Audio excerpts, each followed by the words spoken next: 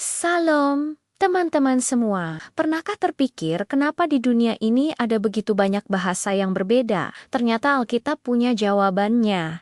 Dan kisah ini jauh lebih dalam dari sekadar pelajaran bahasa. Ini adalah kisah tentang ambisi, kesombongan, dan kedaulatan Tuhan yang luar biasa. Mari kita bedah bersama kisah Menara Babel dari Kejadian pasal ke-11. Jadi, begini ceritanya. Setelah peristiwa air bah, seluruh umat manusia masih satu keluarga besar. Mereka berbicara dalam satu bahasa yang sama. Suatu hari, mereka tiba di sebuah dataran di tanah Sinear dan memutuskan untuk menetap di sana. Lalu muncullah sebuah ide besar, ayo kita dirikan sebuah kota dengan sebuah menara yang puncaknya sampai ke langit. Apa tujuan mereka? Alkitab mencatat ada dua. Pertama, marilah kita cari nama.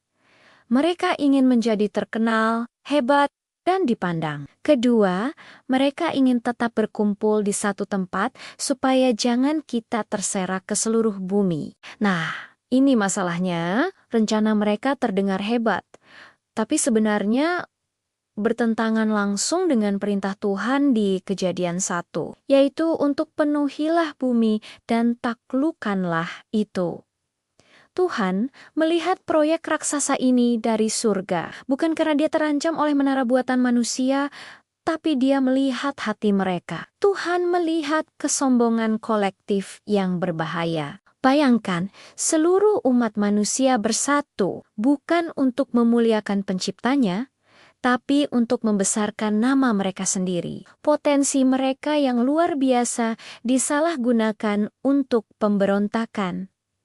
Maka Tuhan turun tangan. Alkitab menggunakan bahasa yang indah.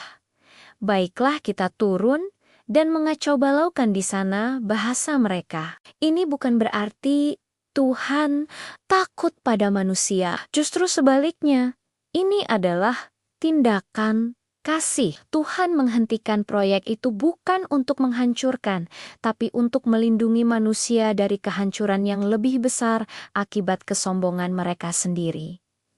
Akibatnya, komunikasi mereka kacau. Mereka tidak bisa lagi saling mengerti. Proyek ambisius itu pun terhenti total. Mereka akhirnya terpencar ke seluruh penjuru bumi sesuai dengan kehendak Tuhan sejak awal. Tempat itu kemudian dinamai Babel, yang artinya kacau balau. Apa pelajaran teologisis yang bisa kita ambil? Pertama, dosa itu bukan hanya urusan pribadi. Dosa bisa menjadi sebuah sistem, sebuah proyek bersama, sebuah budaya yang melawan Tuhan. Kesombongan kolektif seringkali lebih berbahaya daripada kesombongan individu. Kedua, Tuhan itu berdaulat.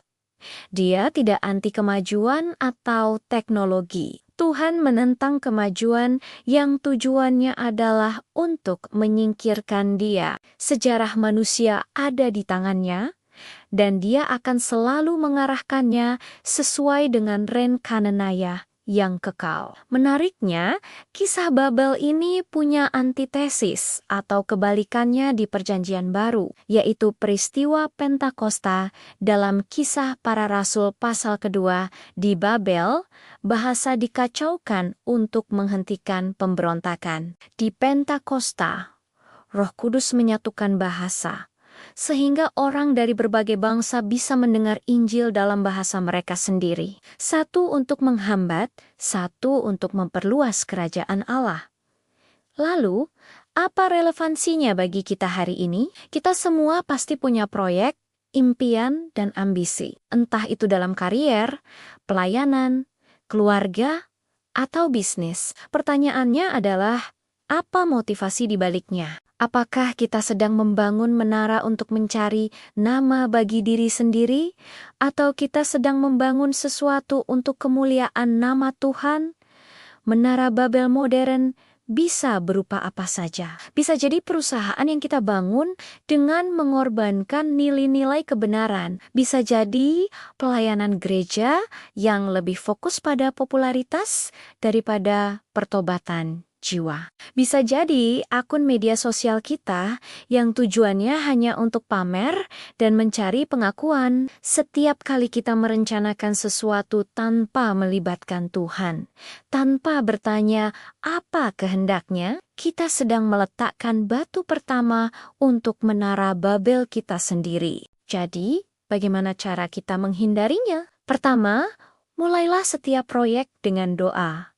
Libatkan Tuhan dari awal. Kedua, milikilah hati yang lembut dan mau dikoreksi. Kadang, Tuhan mengacaukan rencana kita bukan untuk menghukum, tapi untuk mengarahkan kita kembali ke jalan yang benar. Ketiga, gunakan karunia dan kemampuan kita untuk bekerja sama demi tujuan yang mulia, bukan untuk kesombongan. Potensi kita saat bersatu itu luar biasa. Jangan sampai disalahgunakan. Kisah Menara Babel adalah pengingat yang kuat bahwa setiap karya besar yang dibangun tanpa Tuhan pada akhirnya akan runtuh. Sebaliknya, apapun yang kita bangun bersama Tuhan, sekecil apapun itu, akan kokoh berdiri sampai selamanya. Mari kita berhenti membangun menara untuk diri kita sendiri dan mulai membangun kehidupan, keluarga, dan pekerjaan yang menjadi monumen bagi kemuliaan namanya. Terima kasih sudah menyimak. Jangan lupa untuk subscribe agar kita bisa terus bertumbuh bersama dalam firman Tuhan. Sampai jumpa di video berikutnya. Tuhan memberkati.